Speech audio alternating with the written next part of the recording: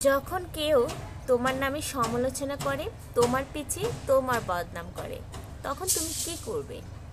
স্বভাবতই আমি যখন শুনি কেউ আমার নামে মিথ্যা বদনাম করছে, সমালোচনা করছে, আমি রেগে যাই। আমার মতো আপনাদেরও হয়। তবে আজকে আমি অন্য কিছু কথা বলবো। আগে আমাকে জানতে হবে যে যে মানুষটা আমাকে নিয়ে নিন্দে করছে সে আসলে কতটা যোগ্য।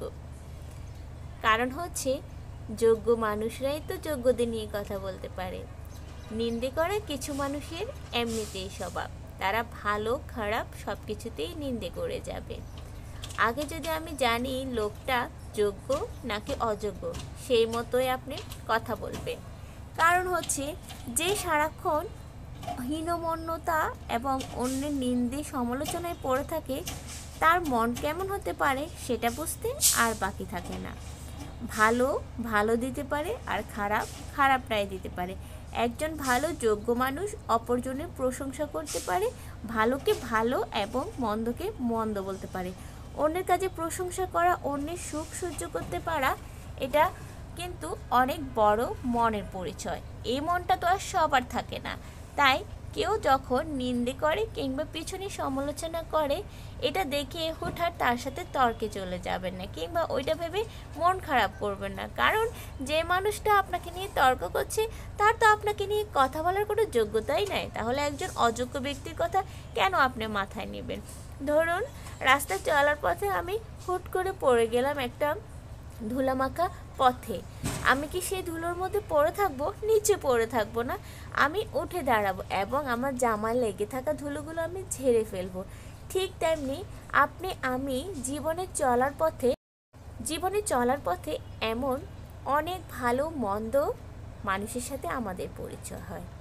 আমাদের উচিত ভালোটাকে গ্রহণ করা, মন্দটাকে ত্যাগ করা। হ্যাঁ, চাইলেই কিন্তু মন্দটাকে ত্যাগ করা যায় না। দেখা যায় এমন কিছু মানুষ, সে আমার খুবই ক্লোজ, তাকে তো চাইলেও আমি অ্যাভয়েড করতে পারি না, কিন্তু তার স্বভাব হচ্ছে 24টা ঘন্টা আমি কি করছি তাই নিয়ে আলোচনা, সমালোচনা, নিন্দে করা।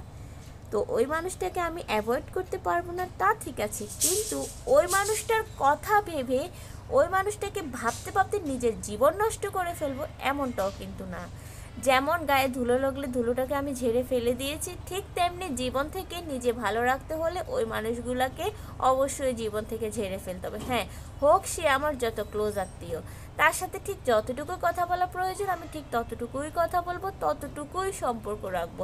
হোক সে আমার ক্লোজ ফ্রেন্ড, যার জন্য আমার জীবনের এত ক্ষতি হয়ে যাচ্ছে, যাকে নিয়ে 24টা ঘন্টা আমার এত টেনশনে থাকতে হচ্ছে, কী প্রয়োজন আজ এটা একটা টেনশন নিজের জীবনে নেওয়ার?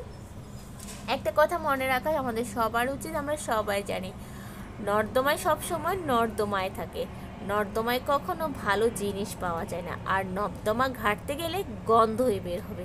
ওই নোংরা মানুষগুলোর সাথে আপনি যত তর্ক করতে যাবেন, তাদেরকে যত বেশি বোঝাতে যাবেন, দেখবেন আপনার সময় পুরোটাই লস হচ্ছে। কারণ ওই মানুষগুলোর কাজ হচ্ছে মিথ্যা অপবাদ দেওয়া, মিথ্যা কথা বলা। আর বর্তমান তো এমন একটা যুগ এসেছে কি জানেন, সত্য কথা এখন বলতে হয় আস্তে করে, আর মিথ্যা কথা বলে সবাই জোরে। কারণ মিথ্যার জোরটাই